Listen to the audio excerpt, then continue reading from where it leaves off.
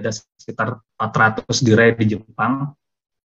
Jadi memasukkan produk-produk seperti ini. Jadi porang di sini sudah packaging, bentuknya blok dan shirataki. Harga sendiri itu per setiap 500 gram itu sebesar 200 yen atau kurang lebih berapa 20 ribuan ya, kurang lebih ya segitu. Lalu untuk yang apa namanya yang shirataki itu kurang lebih harganya sekitar 45 yen per kemasan 200 gram.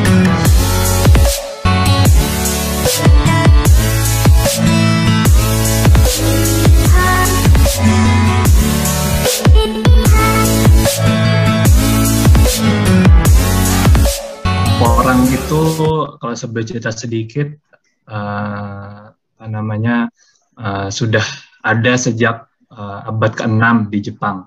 Jadi itu dibawa oleh Cina dan Korea. Jadi sudah ada dari zaman dahulu kala. Lalu terus berkembang hingga itu berada di apa namanya abad ke-17 itu sudah berkembang di seluruh Jepang. Oke, udah ada ini ya. Jadi sehingga sampai dengan sekarang orang cukup apa namanya cukup dikenal lah sebagai makanan utama Jepang. Bisa di-share itunya atau dari saya aja? Mungkin panitia bisa bantu atau mungkin dari Bapak juga bisa. Oke. Ya. Ya. Tadi apa? Oke, lanjut aja slide pertama. Slide kedua maksudnya. Slide kedua. Slide berikutnya mungkin, next slide. Ya, jadi tadi melanjutkan apa yang telah disampaikan oleh Bapak Wamendak dan juga oleh Bapak Dijen, diwakili oleh Pak Marolop, bahwa transaksi apa namanya Raja Perdagangan Indonesia ke Jepang saat ini sampai dengan bulan April, Januari-April ini mengalami surplus sebesar 1 miliar US dolar, di mana didominasi oleh non migas. Lalu di sisi kanan itu, jika kita melihat data ekspor 5 produk non migas Indonesia ke Jepang, memang masih didominasi oleh produk-produk industrial ya, jadi produk industri. Nah, jika kita berkaca kepada HS, terutama HS yang disampaikan oleh Porang, maka saya batasi itu ada 3 yang disampaikan. Pertama itu HS 210690. Namun untuk HS ini itu masih dikelompokkan berbagai macam produk-produk pangan olahan. Jadi seperti ada campuran gula untuk minuman, milk fat, terus fat oil, ada rumput laut di sana, gula, apa namanya, suplemen makanan, sukrosa dan lain sebagainya. Nah, untuk Porang sendiri, Konnyaku itu dia ada di HS code untuk di Jepang sendiri 2106902440.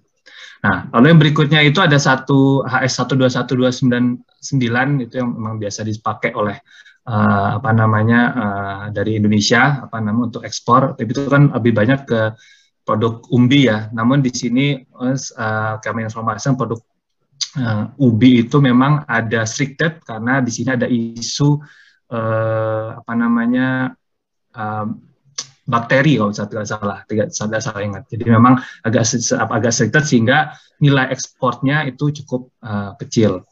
Lalu juga saya juga memperhatikan dari paparan sebelumnya untuk HS yang terakhir 071410 itu memang tidak ada datanya. Oke, lanjut berikutnya. Nah, saya sampaikan mengenai kondisi Jepang saat ini, Ibu Santi dan Bapak Ibu sekalian semua. Jadi tadi disampaikan oleh Pak Revis, itu tadi sudah saya sampaikan sebelumnya bahwa Jepang sudah ada tanaman porang itu sudah sejak lama ya Pak, sejak dari abad ke-6, dibawa dari Cina. Jadi Jepang sendiri itu memiliki budaya porang dalam negeri, itu tepatnya di Gunma, daerah Kanto, sekitar 2 jam perjalanan dari Tokyo, jadi ada di ke arah atas. Nah, Jepang sendiri itu mengimpor porang dari RRT dan Myanmar. Jadi mereka lebih banyak pasokan itu dari Cina dan Myanmar. Secara harga itu RRT merupakan harga yang lebih bersaing, dan untuk Myanmar itu memiliki tarif masuk 0% karena dikategorikan sebagai negara least developed country. Jadi nanti ini saya sampaikan juga importasi Jepang terhadap porang di tahun 2020 ya, berdasarkan HS Code. Nah, dari RRT itu mendominasi sebesar 11.000 ton, jadi 11 juta kilogram itu masuk melalui RRT, itu dalam bentuk produk jadi, shirataki, blok konyaku, odeng, dan sebagainya. Kemudian tadi saya ada Mas Randy, saya coba cek lagi nilai untuk ekspor importasi porang dari Korea, karena ada masuk porang juga dari Korea, itu kurang lebih 1 juta kilogram, evaluasi kurang lebih 80 juta yen. Lalu kemudian untuk HS code yang berikutnya yaitu 122299110, karena Jepang mengenal untuk ini adalah produk porang yang bukan chips ya, tapi sudah bentuk powder. Jadi di Jepang sih tidak ada masuk porang chips. Jadi kebutuhan di sini lebih banyak diminta adalah produk yang berupa blok shirataki. Nah, kalau kami melihat dari data impor dari Ministry of Finance Jepang, volume dari Cina itu cukup banyak sampai dengan tahun 2020, periode salah satu tahun, tahun 2020, itu kurang lebih 2.660 kg. Lalu juga terus untuk, kok hilang gambarnya? Oke, nah jadi mau ulangi kembali. Untuk hash code untuk 122299110 itu tubes konyaku, ada ornat cut itu mereka banyak masuk itu untuk bentuk sudah powder ya Bu ya. Jadi bukan chips gitu. Kami beberapa kali banyak menerima inquiry dari pelaku usaha porang di Indonesia ingin memasarkan chips. Kami sudah menjelaskan bahwa di sini tuh permintaan lebih banyak bentuknya sudah jadi blok atau shirataki, jadi sudah diolah. Nah, ini untuk nilai nilai importasi Jepang. Jadi saat ini Jepang juga mengimpor dari Cina yang banyak RRT, dan juga dari Myanmar, dilihat dari segi volumenya. Lalu saya bicara mengenai tarif masuk, tadi seperti yang sampaikan sendiri, memang untuk Jepang sendiri karena porang itu diproduksi dalam negeri, jadi tarif masuknya sangat mahal. Jadi untuk HS code 12129910 sendiri itu tarifnya itu berdasarkan kuota 267 ton itu 40% tarif masuknya. Lalu tarif umumnya sebesar 3.218 yen, itu kurang lebih berarti sekitar berapa tuh? 100 sebentar, sekarang nilainya berapa ya? 32 kurang lebih sekitar 400 ribuan itu per kilogram tarif masuk untuk HS code tersebut 12129910. Lalu untuk HS code yang barang jadi itu tarif generalnya itu sebesar 25%. Dan untuk ASEAN sendiri, kalau Indonesia masuk ASEAN masuk kena tarif 21,3%, sehingga memang ini menjadi tantangan buat Indonesia, karena tarif masuk untuk Jepang ini cukup besar gitu. Jadi sehingga untuk dari sisi harga kita memang agak susah ya jadi bersaingnya. Jadi memang ini perlu untuk kita perhatikan bersama. Kemudian ini analisa pasar saya terkait porang. Jadi selama ini saya melihat memang porang itu didominasi oleh konyaku blok. Jadi seperti ini. Jadi seperti blok yang jadi Bapak Ibu lihat ini saya temukan ada di supermarket Gyomusupa. Gyomusupa ini supermarket retail besar. Jadi ada sekitar 400 gerai di Jepang.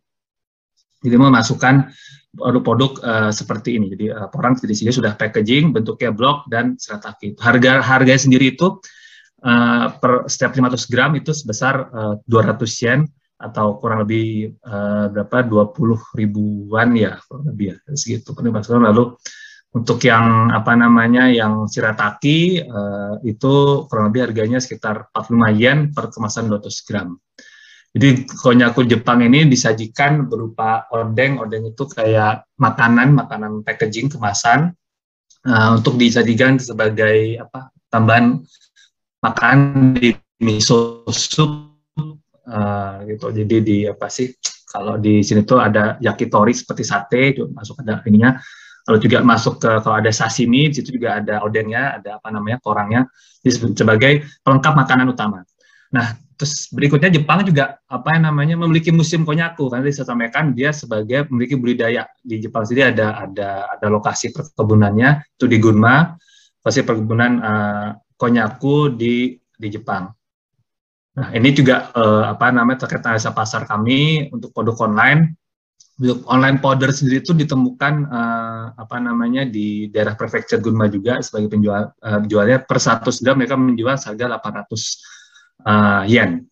Kemudian ini tadi saya sampaikan mengenai odeng, ini adalah salah satu apa namanya pelengkap menu makanan mereka apa sehari-hari. Jadi apa sajian mereka sehari-hari seperti sashimi, lalu di ramen dan sebagainya, mereka biasanya menyajikan apa namanya menu pelengkap seperti ini.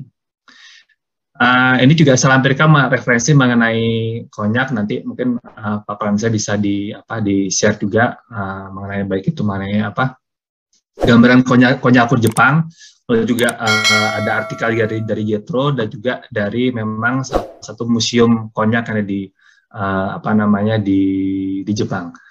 Dan kami juga telah membuat market brief mengenai food preparation. Food preparation ini tadi disampaikan memang tidak spesifik untuk konyaku, tapi memang apa namanya lebih kepada secara general, secara umum ya, sebagai potensi produk-produk produk food preparation yang dapat menjadi peluang Indonesia untuk masuki pasar Jepang. Mungkin itu saja dari saya. Sebelumnya mungkin bisa diskusi saja. Terima kasih. Calling.